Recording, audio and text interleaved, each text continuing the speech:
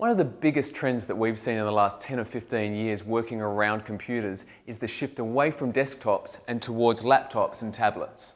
Thinking about all the principles that we've talked through in terms of position of keyboard, position of screen, position of mouse, it should be pretty easy to spot the problems with a setup such as this.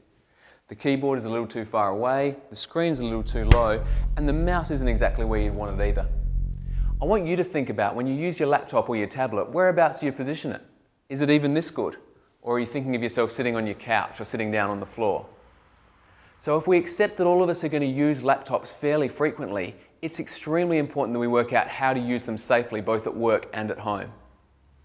Let's start with the assumption that this isn't ideal. One of the first things we can do is try to bring a keyboard and a mouse closer to Jeremy so that he can sit more upright. So the first thing that you'll need is a keyboard and a mouse that you can easily attach to your laptop. If we give Jeremy a keyboard and a mouse, both of which attach via Bluetooth to this laptop, you can see that he can now sit a lot more correctly in his chair and he can get a keyboard and a mouse into exactly the right position. If you've been following along, you'll notice that this screen is still much too low, and what that'll tend to lead to is the slumping we've been talking about. So now that we've sorted out the keyboard and the mouse, the next thing we're going to try to sort out is the screen position. Now there are plenty of different laptop risers that you can use, such as this one.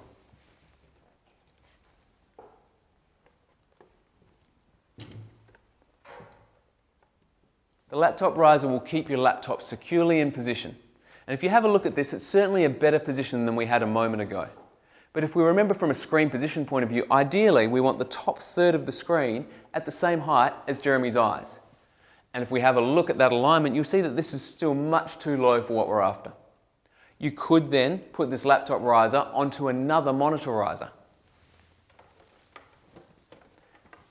I'm just going to lift this, Jeremy. I'm going to get you to slide that in underneath. And again, once Jeremy sits himself back into the chair, what we want to look at is top third of screen and eye height, and whether we've achieved the height that we're after. Now looking at this setup here, we're closer to what we're after, but what you'll see is that this is still lower than what we'd like. If we're looking for an ideal workstation with a laptop, whether it's at home or in the office, then our recommendation is to use this laptop purely as a processor and to plug it into an external screen. So what we'd ordinarily do is bring the laptop down at desk height, fold that down so we're not tempted to look at it, remove the laptop riser, bring in an external screen like so, and simply power that up and plug it into the laptop.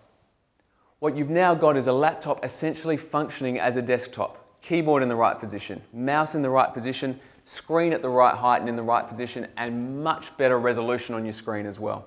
This is a really easy setup to get to whether you're at home or at work, and it'll mean that you're much better ergonomically while you're using your laptop.